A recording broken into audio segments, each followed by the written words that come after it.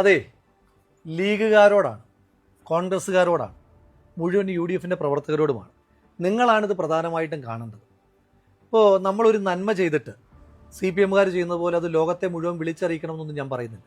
പക്ഷെ നമ്മൾ ചെയ്തൊരു കാര്യം അത് ചെയ്തില്ല എന്ന് പറയുമ്പോഴെങ്കിലും അതിൻ്റെ സത്യാവസ്ഥ ജനങ്ങളെ അറിയിക്കേണ്ടുന്ന ബാധ്യത നമുക്കെല്ലാവർക്കുമുണ്ട്.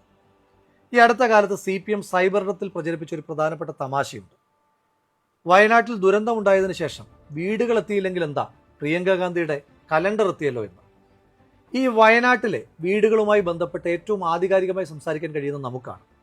നിങ്ങൾക്കൊരു കാര്യം അറിയൂ, രാഹുൽ ഗാന്ധി വയനാടിൻ്റെ MP ആയതിനു ശേഷം, കൃത്യമായി പറഞ്ഞാൽ ഒരു 2022 ശേഷം വയനാട്ടിൽ രാഹുൽ ഗാന്ധിയുടേതായ ഒരു പദ്ധതിയുണ്ട്. കൈത്താങ് എന്നാണ് ആ പദ്ധതിയുടെ പേര്. ആ പദ്ധതിയിലൂടെ മാത്രം ഇന്നുവരെ ഏതാണ്ട് 94 മനുഷ്യന്മാർക്കാണ് വീടുകൾ നിർമ്മിച്ച് നൽകി കൈമാറിയിരിക്കുന്നത്. അവിടെല്ലാം മനുഷ്യന്മാർ താമസിക്കുന്നുണ്ട്, സർക്കാരിൻ്റെ വീടുകൾ പോലെയല്ല. നിങ്ങളിൽ എത്ര പേർക്ക് ഈ 94 വീടുകൾ നൽകിയ കൈത്താങ് പദ്ധതിയെപ്പറ്റി അറിയാം? ഞാൻ തന്നെ ഈ കഴിഞ്ഞ ദിവസമാണ് രാഹുൽ ഗാന്ധിയുടെ ഓഫീസിൽ നിന്ന് ഇത് മനസ്സിലാക്കുന്നത്. ഞാൻ ആ ബെനിഫിഷ്യറീസിന് ലിസ്റ്റ് എടുത്തപ്പോൾ അതിനകത്ത് എനിക്ക് ശ്രദ്ധേയമായി തോന്നിയ ഒരു പേര് ഞാൻ കണ്ടു. ശ്രീ AK ബാലൻ മന്ത്രിയായിരിക്കുമ്പോൾ അദ്ദേഹം വയനാട്ടിലെത്തിയിട്ട് ഇന്ത്യക്ക് ആകെ അഭിമാനമായ വയനാട്ടിൽ നിന്നൊരു കായിക താരത്തോട് പറഞ്ഞു, നിനക്ക് ഞാൻ വീട് വെച്ച് നൽകാമെന്ന്. AK ബാലൻ അതങ്ങ് മറന്നുപോയി, പൊടി തട്ടി അങ്ങ് പോയി. പക്ഷേ രാഹുൽ ഗാന്ധി ഇതറിഞ്ഞിട്ട് അദ്ദേഹം വാക്കുമാറിയില്ല, വീട് വെച്ച് നൽകി. അതടക്കം വയനാട്ടിൽ കാട്ടാനാക്രമത്തിൽ കൊല്ലപ്പെട്ട ഒരു സാധു മനുഷ്യന്റെ കുടുംബത്തിന് വീട് വെച്ച് കൊടുത്തതടക്കമാണ് ഈ 94 വീടുകൾ.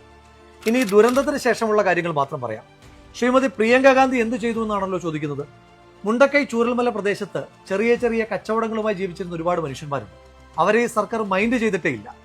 അങ്ങനെയുള്ള 40 മനുഷ്യന്മാരെ ലിസ്റ്റ് ചെയ്ത് അവർക്ക് ഓരോരുത്തർക്കും 5 ലക്ഷം രൂപ വീതം ശ്രീമതി പ്രിയങ്ക ഗാന്ധി കൊടുത്തു. അങ്ങനെ നോക്കുമ്പോൾ ആകെ 2 കോടി രൂപയാണ് വയനാട്ടിൽ മുണ്ടക്കൈയിൽ ചെറിയ ചെറിയ കച്ചവട സ്ഥാപനങ്ങളുമായിരുന്ന മനുഷ്യന്മാർക്ക് ഇതിനോടകം ശ്രീമതി പ്രിയങ്ക ഗാന്ധി കൊടുത്തത്. ഇനി CPMകാരോടാണ് ചോദിക്കുന്നത്, ഈ വീട് നിർമ്മിക്കാൻ കോൺഗ്രസിന്റെ ഈ പൈസ ഇല്ല എങ്കിൽ നിങ്ങൾ എങ്ങനെയാണ് 100 വീട് നിർമ്മിക്കുന്നത് ചോദിക്കുന്നുണ്ടല്ലോ.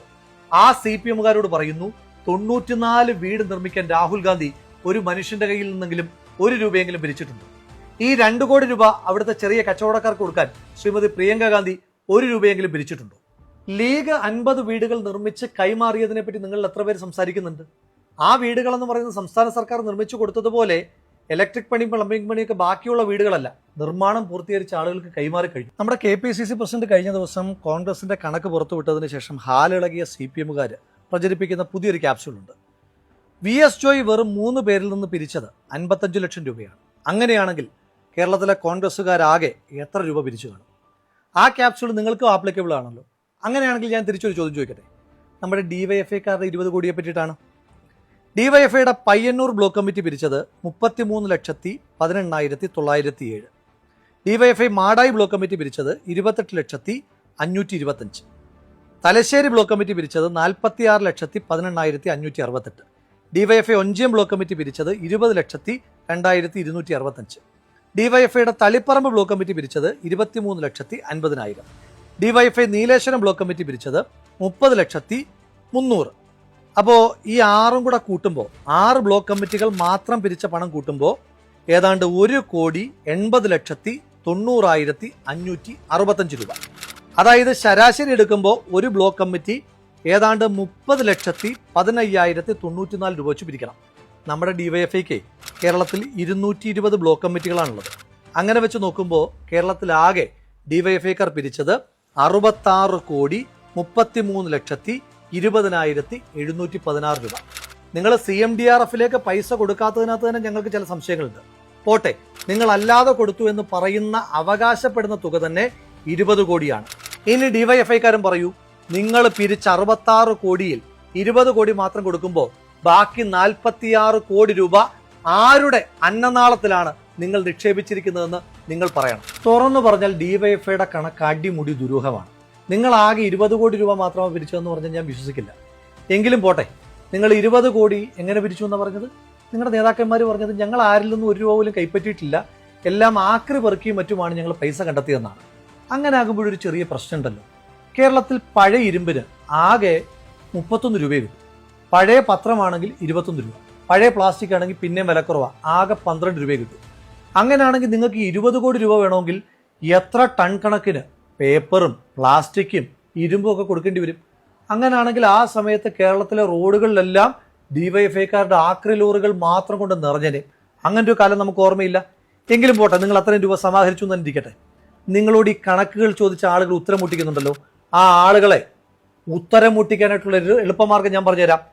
ഈ നിങ്ങൾ ആക്രി വിറ്റ പൈസയാണെന്നല്ലേ പറഞ്ഞത്? അങ്ങനെയാണെങ്കിൽ ഈ ആക്രിക്ക്, പ്രത്യേകിച്ച് ഇരുമ്പാണ് എങ്കിൽ GST ആയിട്ട് കടക്കാർ കൊടുക്കേണ്ടത് 18%.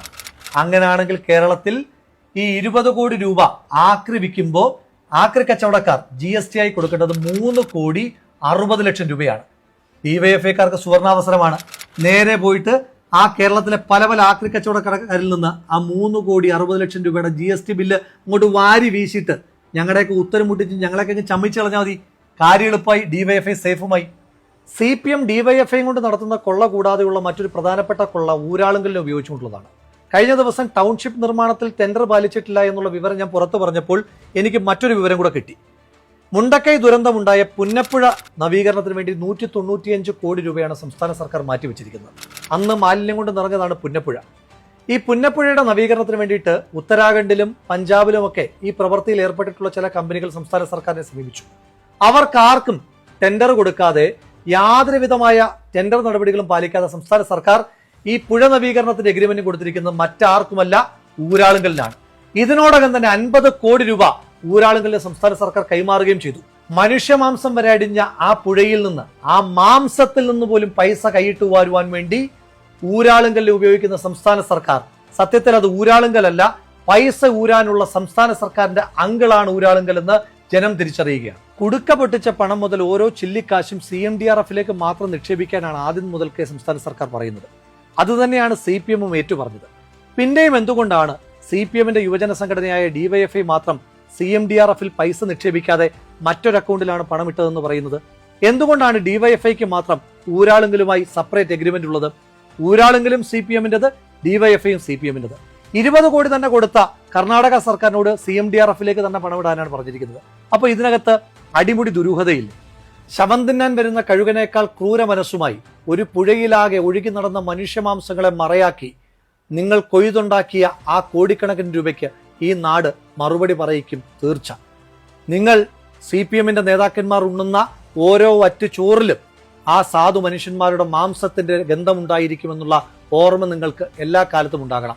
ഈ 9-ന് ഈ കണക്ക് നാട് പറയിക്കുക തന്നെ ചെയ്യും. ഒരു അപകടമുണ്ടാകുമ്പോൾ ആശുപത്രിയിൽ കൊണ്ടുപോകുന്നതിന് പകരം അവയവം അടിച്ചു മാറ്റാമെന്ന മാനസികാവസ്ഥയിൽ നിന്ന് CPMന്റെ നേതാക്കന്മാർ മാറേണ്ടുന്ന കാലം കഴിഞ്ഞിരിക്കുന്നു. പറക്കമുറ്റാത്ത പിഞ്ചു കുഞ്ഞുങ്ങളുടേതടക്കം എത്ര മൃതശരീരങ്ങളാണ് മാംസകഷ്ണങ്ങളായി ചാലിയാർ പുഴയിലൂടെ ഒഴുകി നടന്നത്. ആ മാംസകഷ്ണങ്ങൾക്കാണ് ശവംതീനികളായ CPMന്റെ നേതാക്കന്മാർ വില പറഞ്ഞിരിക്കുന്നത്. CPMന്റെ ശവംതീനികളായ നേതാക്കന്മാരോട് ഓർമ്മപ്പെടുത്തുന്നു, ചാലിയാർ പുഴയാണ് സത്യം, ആ പുഴയിലൂടെ ഒഴുകിയ മനുഷ്യരാണ് സത്യം. ഈ നാട് നിങ്ങൾക്ക് മാപ്പ് തരില്ല ഒരു കാലത്തും. ജനങ്ങൾ ജനവിധിയിലൂടെ അത് തെളിയിക്കുക തന്നെ ചെയ്യും.